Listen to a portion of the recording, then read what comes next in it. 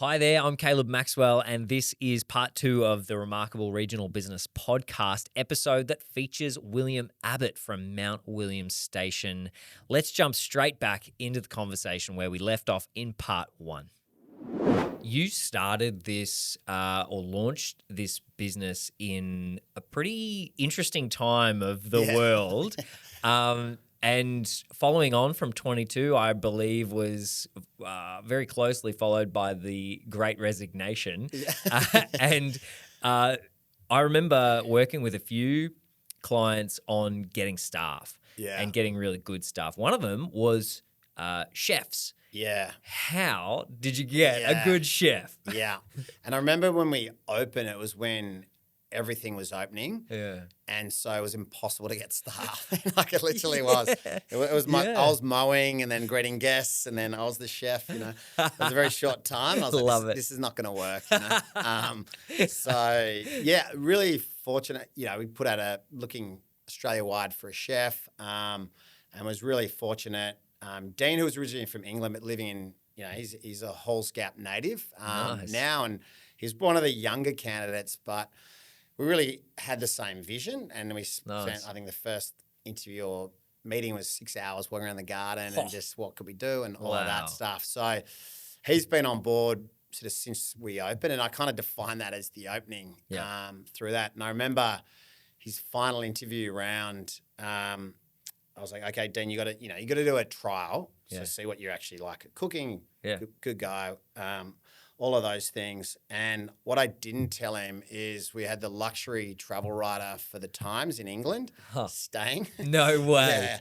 And because she had found us, and at the time, I don't think really Australia Tourism knew about us at all. And so she just done her research around the Grampians, like, I want to stay here. This has just opened. So anyway, she was coming to stay, and I was like, okay, we've got a chef, but I'll do the barbecue one night, and we've got a chef meal the other night. Anyway, luckily, Dean had gone and foraged, some stuff from the garden, and great job. And then just before he started, I was like, oh, by the way, mate, that's the luxury travel writer for the Times, don't stuff this up. And anyway, he was like, pressure was on, and I had some family there, and anyway, he did an amazing job and introduced the dishes and did all that. And at the end, she was like, yeah, you should definitely hire him. Great. So, got the luxury travel writer's tick of approval. We got a little mention in their article as well over in London. So, so that was great. And I think staffing regionally is difficult for sure. But we do both have, a small pool of local casuals, but we do a 6-month program live-in for some internationals as well. Cool. Which is great because some of them have had some amazing experience overseas. The Ritz-Carlton, for example, and trying to elevate that quality through that and then you can expand in high season and low. So you sort of workforce changes and then have a local pool as well. So wow. Has that program that you mentioned, has that come out of a kind of necessity? And how did you develop that? Yeah, absolutely. Because the challenge in, again, a destination is it's not like you're in a place that has 20 5-star hotels and there's, staff moving there, the staff living there. So, traditionally the Grampians has been stronger in your camping caravan parks, your motels, those sort of things. I mean, the Royal Mail was the pioneer and has done a great job. Took it, Wickens restaurant's amazing. But again, there's not a huge pool. So that was out of necessity. It was like, okay, we need to get talent here. And so we've had to build staff accommodation and create that experience for people who can come in and give their all, hopefully, for 6 months. And, and it goes two way. Obviously, they're working there, but it's a great Australian experience if they are international. Yeah.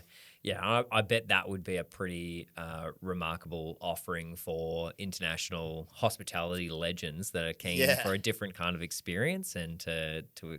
Yeah, absolutely. And then the downside of that is you have the natural turnover that you've got, And that's 6 always month because attrition. so you're spending a lot of time hiring. Yeah. But we take that really seriously. Reference checks, multiple interviews, do as much as we can to get good candidates in. Yeah. I love that.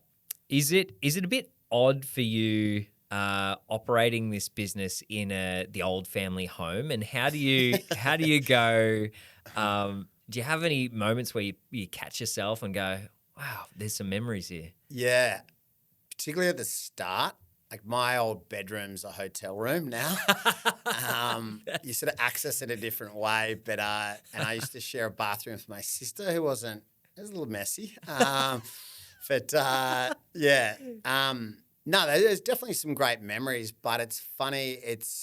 It still does feel in a way a family home, but it's a commercial business. So it's, yeah, I guess what I really love though as well, like we had a Christmas there, or, my auntie had a 70th there.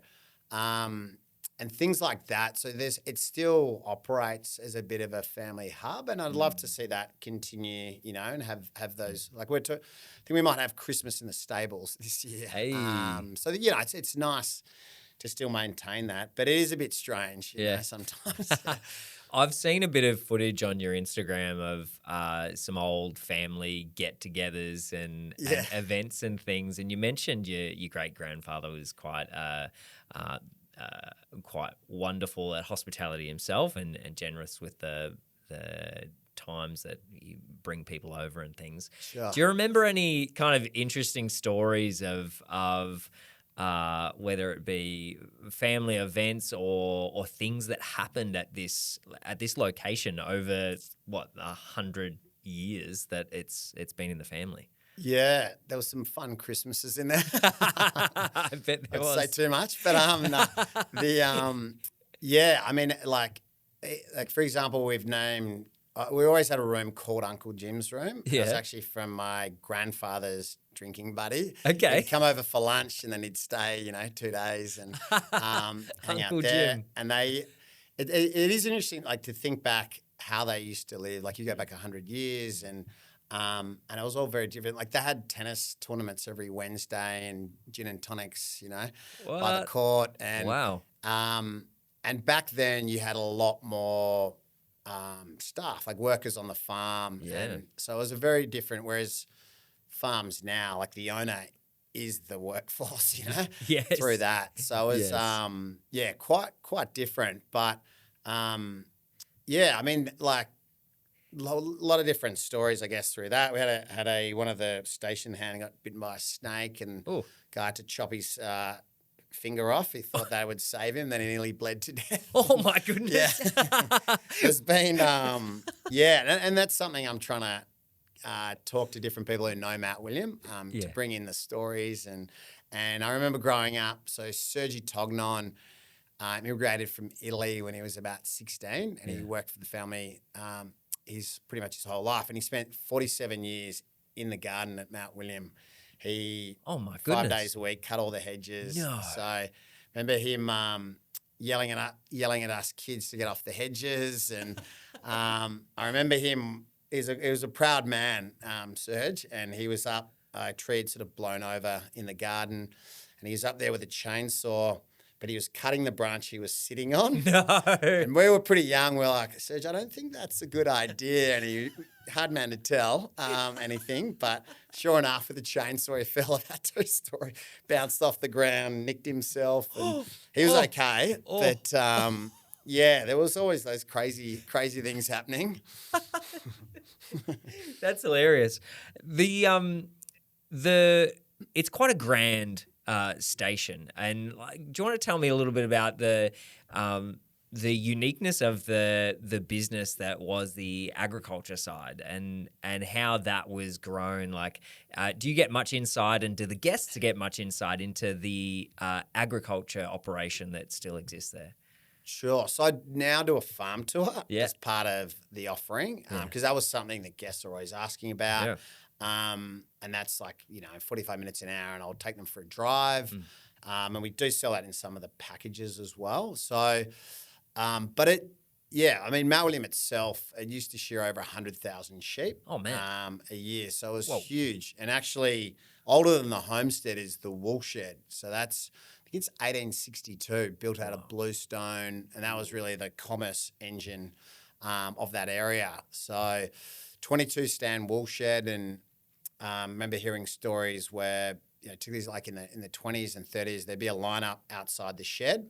And if you're in there and you cut a sheep or you're too slow, you're out and the next person in. Oh, So, wow. I try and share some of those old stories and kind of get people to imagine what it was like back then. It was pretty harsh. Wow. It sounds intense, but quite grand in there's been a few different a lot of different shifts in social culture and how like commerce centers and centers of wealth, and like being able to have, from the social side of things, being able to have like a tennis court there, Exactly. and to have most of your energy and fun be engaging with people. Yeah. It sounds like that kind of, there's a lot of that heritage that's brought into the experience here, right? Absolutely. And that's, it's a sort of throwback to the 1920s when Yeah. they used to do that. And it was much more run. I mean, you had housekeepers back then and you had garden, you had a lot of infrastructure around that social side as well. Yeah.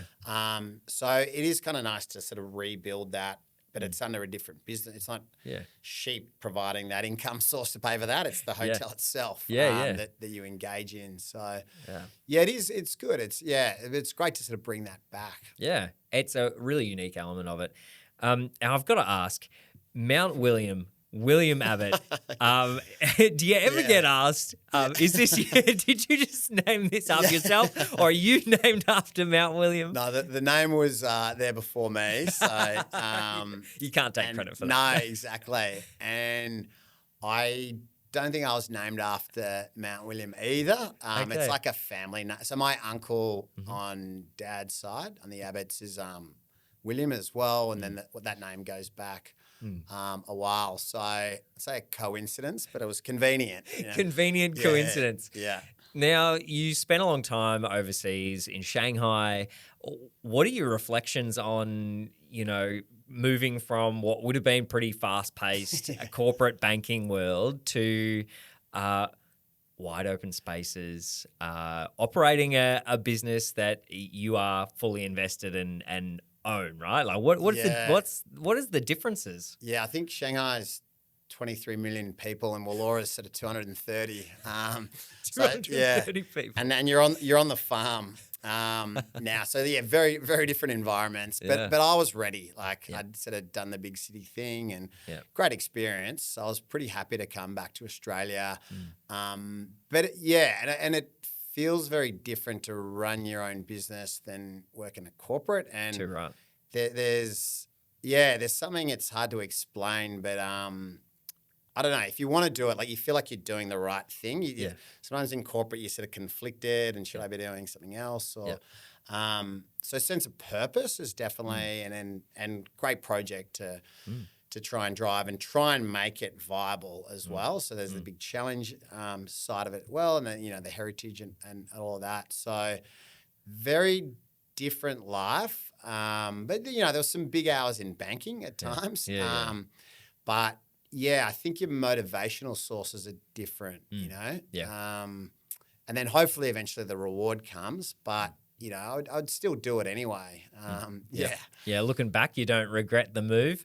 No, maybe early on at times I was like, and I wonder financially I'd be better off in Shanghai at the moment, but I wouldn't change it for sure. And it's great, and you are more in sort of control of your destiny through that. So it's really lucky to have the opportunity. You've there's a lot of legacy in this property, in the station. You're starting and have started a new business on that. Do you have any eye on the legacy going forward and what that's going to look like? Yeah, I mean, it's interesting. If great grandfather is 1990, over 100 years. So to thinking could you be there in another 100 years, or what that might look like? But I think it is good to think in those long-term frames, and it's difficult because more of a startup business, you're getting drawn into the day-to-day battles, and there's just so much to do as you're growing.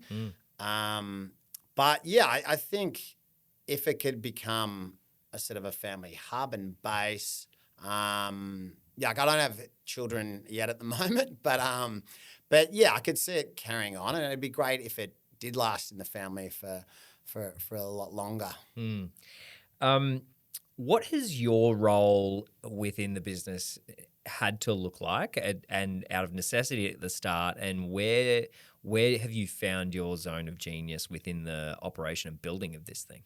Yeah, so saying before at the start, I think I was the front of house gardener, chef, masseuse, and then, but I think it's important to, at the very early, like I was making beds and cleaning rooms, and you sort of evolve through it.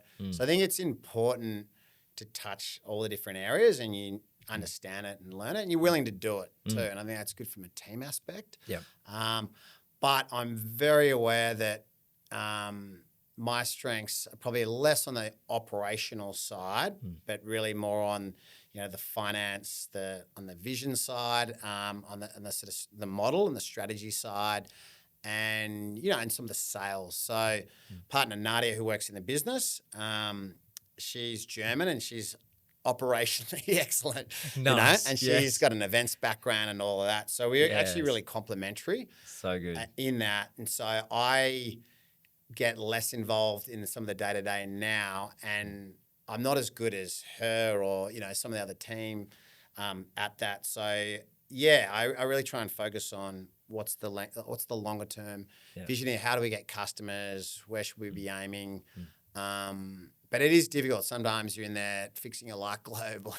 We're not, fully hands off yet. But it's also using some of those finance skills as well. To run that side. Yeah, I heard. I think it was it Launch Vic shared a bit of a stat about most founders, the highest percentage of successful founders come from banking or finance. Yeah, right. Why would you say, having been in that environment, why would you say that is? I think a huge thing where perhaps businesses get unstuck is cash flow. Yeah. And so having a fundamental understanding of that really helps, because you can have a great business, but if you're not getting paid, it's one thing. It starves to death. Or you're invoicing 3 months' time and then suddenly you're out of cash and they owe you money, but they don't have to pay you for another month or something. Yeah. So that can be really challenging, I think, at the start. And I think businesses cost way more to start than you think. Yeah. So it's been really useful to be able to understand the banking knowledge and language, and be able to, raise some debt if we've needed, and things like that to give you the runway required. Yeah. And that's been really important. We've had, supportive bankers. Yeah. Too. Well, you probably knew a few. Yeah, exactly. But I think it helped in talking the language and understanding how to present your business as well to a bank. Yep. Yeah, very much so. Let's talk a bit about some lessons and learnings over the time you've been running Mount William Station. Yeah. What were some of the major challenges you ran up against, and how did you overcome them? Sure. Staffing was a big one. Yeah. And that's why we had that sort of 6-month model. So, Yep. I think also trying to define the experience and who's this for, and because it's sort of coming from, okay, we want to make this work, and you do your renovation. And the difficult thing with something like a hotel business, you can sort of talk to some potential customers, but until you build it and show what the product is, then you start to see the feedback, and it might be one thing is probably underestimated, the older generation really loving it. It makes sense with the history and stuff like that, but I wasn't always really envisaging that as a bigger customer set. Yeah, right. The baby boomers and early retirees who want to travel and get out. And, and then even the weddings, I was like, it'd be good to have weddings here, but I'm not setting this up as a wedding, events venue. Yeah. But then I think when you see where the opportunities are, then you've got to kind of accelerate onto those as Yeah. well. So that's been a challenge is just sort of adapting, like, here's an offering, where is the demand? Okay, now let's build towards some of these opportunities. How flexible were you in your approach going into that, and how easy or difficult was it to change direction to what you had originally thought? Yeah. I mean, it can be expensive to change direction, Yeah. as far as, do you put more handrails in a bathroom, or like depends which category you're focusing on. But but it is also around marketing as well. Like, because there's internationals, there's groups, there's families, there's like a lot of things in people who can enjoy the experience too. So, it's part of where you aim, but it's part of, setting up that experience. So I think you can pivot to a degree, and you can, but not completely. You still got to think what this. It's different. You can't just suddenly do something completely different. No, You got physical asset infrastructure there. Yes. So it's got to be used for something, right?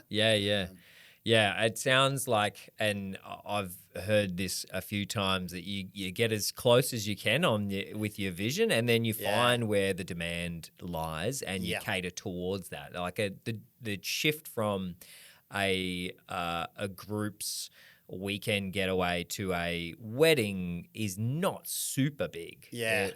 And you will have all of what you need pretty much. It's probably more just communication and systems and what their guest is expecting, and being able to deliver that. Bathrooms, like just larger things. But the hardest part of the model is probably that hotel model to make that work. And I think that's because you have large number of volume of guests coming through. Sometimes, the chef will be there and you cook for 2 people. But that's you're committed to it, right? Because that's the offering. Right. But longer term, if you can grow that out, that's because it is a bit more fragmented.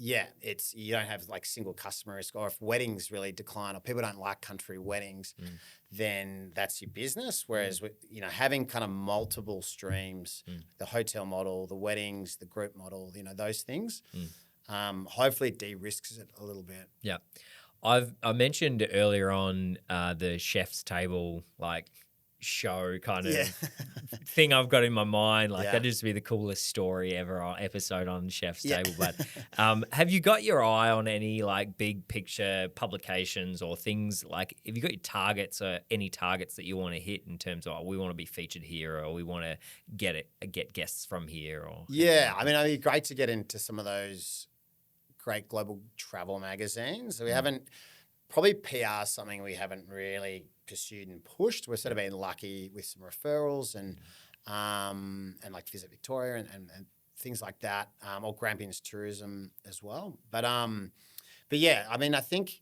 it's trying to build the profile as well and get the recognition. But another thing is, so getting those publications, I think it gives credibility. But it's like reviews and word of mouth is probably what really drives your end result, I think. And the customer cycle is a lot longer in like a destination hotel, because maybe they'll come once a year, So that's a longer lead time, whereas a coffee shop daily, perhaps, you know. So you've got to be smart around that. But, if you can get the product really right and unique and enough where they'll talk about it. Like I often say to the team, you're delivering an experience, right? But we want to be, when it's New Year's and they're saying, oh, what are your highlights of 2025? And you're looking back through the year, like that weekend at Mount William, that was one of the top 3, And rather than just like, here's a coffee, here's a nice dinner, it's like, can you make it so special and unique and something that they remember, you know, and that's a challenge. Yeah, it's being able to create and influence those moments that stick in someone's memory, right? Absolutely. And that, like, creating a magical moment. And there might be an opportunity during their 2-night stay to do it. And it might be, you know, seeing that they're a bit hot, go get them a cool drink and then go, hey, why don't you sit here in the shade? And then, you know, the birds are flying over or whatever it is. Or, you know, doing a little nice touch or, finding out it's their birthday and doing something a little bit above and beyond.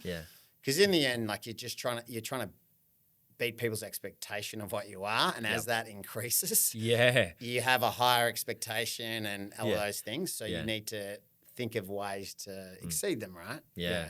Totally. It reminds me of a book, one of my favorite books of the last few years, Unreasonable Hospitality. Have you read that one? In the middle of it. How good is it? It's really good. Man, I think about that kind of process, right? Of really dissecting the guest experience. And I've even thought like, I had a moment where I'm like, man, could I run a guest experience business? And then I thought, no.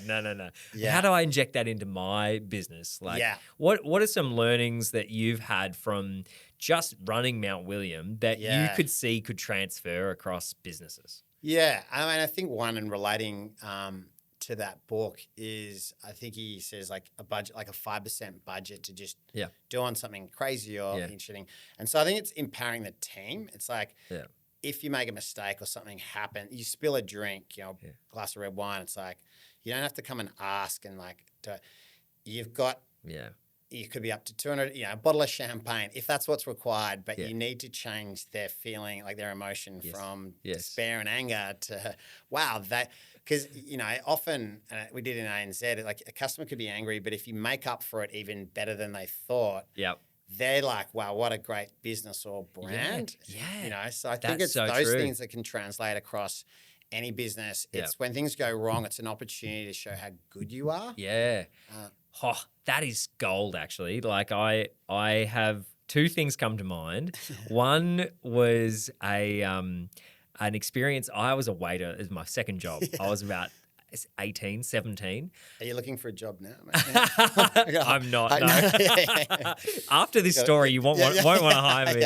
I was very proud of myself. I had a 3-plate carry going on down to this big group of doctors from Bendigo Health or whatever. No, and my boss had said, look, this is a really important group. They're regulars. They come here for all their functions. Just make sure you do a good job. No worries. Easy. Someone in the kitchen, I'm going to blame the kitchen. Someone put a yellow curry on a plate. Oh, yeah. There's a lot of liquid. Gotta keep that level. Yeah, that's right. So I brought it down to the table. Nice,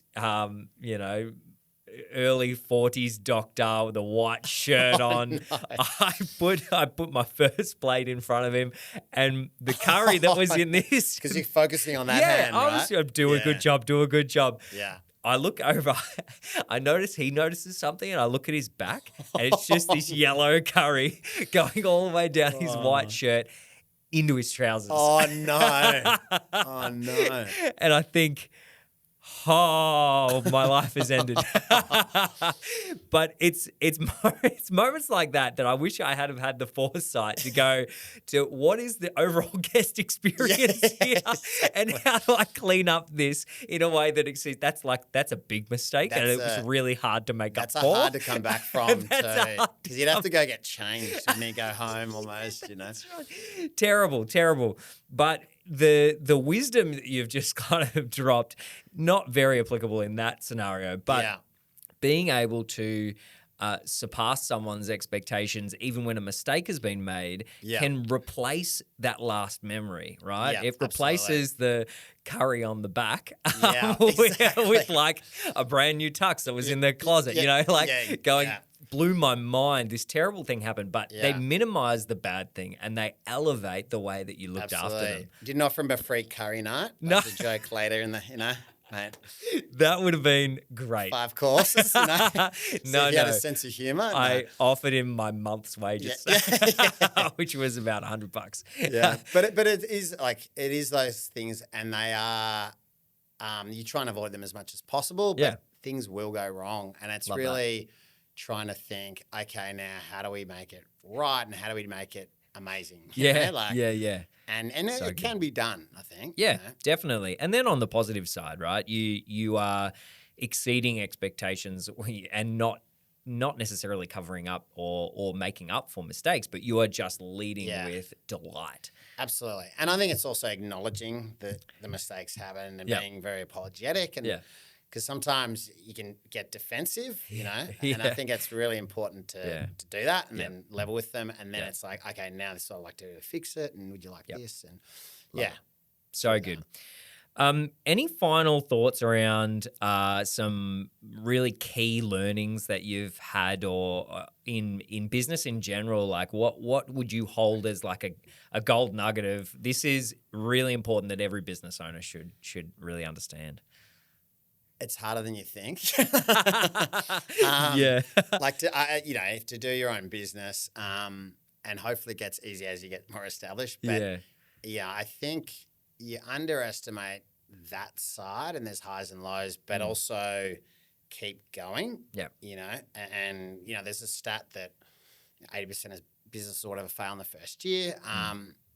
But I think if you're onto something that you believe in, and you do have to pivot and sometimes find a way through, but having that long-term commitment, I think that's really helped me, because it's like, well, I need to make this work. It's not like, oh, I'm going to give it a go, because you know there is a lot on the line. There's a lot of history and a lot of legacy, and I think that's motivating. And it means when it's harder, you do just we got to find a way through and keep sort of digging. And I hopefully that then pays off sort of longer term. But it's getting through those challenging moments, but sort of still having a longer term vision of what you're aiming for too. Yep. Yeah, I love that. I want to give you an opportunity for you to give a bit of a plug of packages or things coming up. Tell me, like, where early in the year, probably when this episode comes out, what can people kind of expect, or what's on the horizon that an experience that someone could engage with? Yeah, absolutely. I mean, it's a beautiful property through different seasons. So if you summer, it's about the swimming pool and tennis and, summer walks and reading a book in the shade but, conversely, autumn or in winter, we have open fireplaces and just red wine and cozy it up inside and all of that. So it's quite a sort of diverse, but you can have a very different experience from sort of winter to summer. Yeah. But yeah, I'd encourage people just to look at the website and, and book direct, even doing the experience for one night, you get to see it and have the beautiful dinner. And often, because we're doing a bushfire recovery code on there, and we do different things as well for our customers that go direct as well. So love it. There's often those little packages. And the website is, we'll put it in the show notes, but great. So it's mountwilliamstation.com, and that's MOUNT, williamstation.com. Love it. That's so good. Will, thanks so much for spending the time with me here. I can't wait to go over and absolutely, visit. Mate. Welcome anytime. That'll be heaps of fun. But it's been an honour just to hear the backstory and your approach to this business, and I'll be championing you from the sidelines. Thank you, Cal. Thanks for having me. No worries. Well, that's it for this episode. If you really enjoyed listening, why don't you drop a comment in the comments below? Make sure you like the video and subscribe to the channel so that you get updates on when all of the next ones come out. That really helps grow this little community of people that are diving into regional business and celebrating and learning more from it. So really appreciate your support, and I can't wait to see you in the next one.